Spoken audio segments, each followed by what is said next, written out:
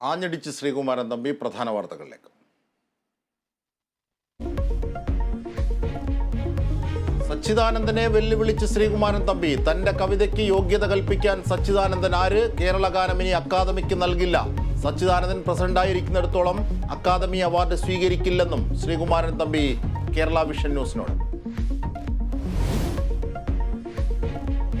തൃശൂരിലെ ഹൈറിച്ച് ആസ്ഥാനം സീൽ ചെയ്തു. നടപടി ബഡ്സ് ആക്ട് പ്രകാരം കളക്ടറുടെ ഉത്തരവിൽ. ഹൈറിച്ച് ഉടമയ്ക്കെതിരെ ED അന്വേഷണം തുടരുന്നു. കോഴിക്കോട്ടെ NIT അധ്യാപികയുടെ ഗോഡ്സെ പ്രശംസ അപമാനകരമെന്ന് മന്ത്രി ആർ ബിന്ദു. വിദ്യാർത്ഥികൾക്ക് അധ്യാപിക നൽകുന്ന തെറ്റായ സന്ദേശം. ഒരു രാജ്യത്തും രാഷ്ട്രപിതാവിനെ നെഞ്ചിൽ നിറതൊക്കൊഴിച്ച് കൊല ചെയ്യുക എന്നുള്ള ദാരുണ സംഭവം ഉണ്ടായിട്ടില്ല. അതിനെ മഹത്വവൽക്കരിക്കുക എന്ന് പറഞ്ഞാൽ അതിലും വലിയ ഒരു നന്ദികേട് ഉണ്ടാകാനില്ല.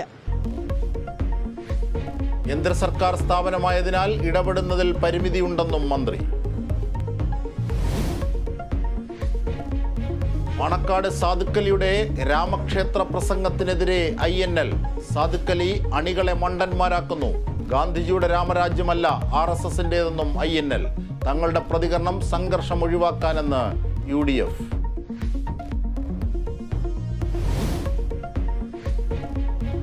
സംസ്ഥാന ബജറ്റിൽ കണ്ണും നട്ട് കേരളം. നാളെ വിഭവ സമാഹരണത്തിന് കൂടുതൽ പ്രഖ്യാപനങ്ങൾ ഉണ്ടായേക്കും.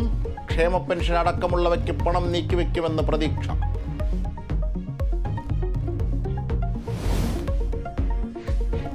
ലോക്സഭാ തെരഞ്ഞെടുപ്പ് പ്രചരണങ്ങൾക്ക് തുടക്കം കുറിച്ച് കോൺഗ്രസ്. അധ്യക്ഷൻ മല്ലികാർജുന ഖാർഗെ പങ്കെടുക്കുന്ന മഹാസഭ അല്പസമയത്തിനുള്ളിൽ തൃശൂരിൽ. 1 ലക്ഷം പേർ പങ്കെടുക്കുമെന്ന് നേതൃത്വം. സീറ്റ് വിഭജനം ചർച്ച ചെയ്ത് തീരുമാനിക്കുമെന്ന് VD സതീശൻ.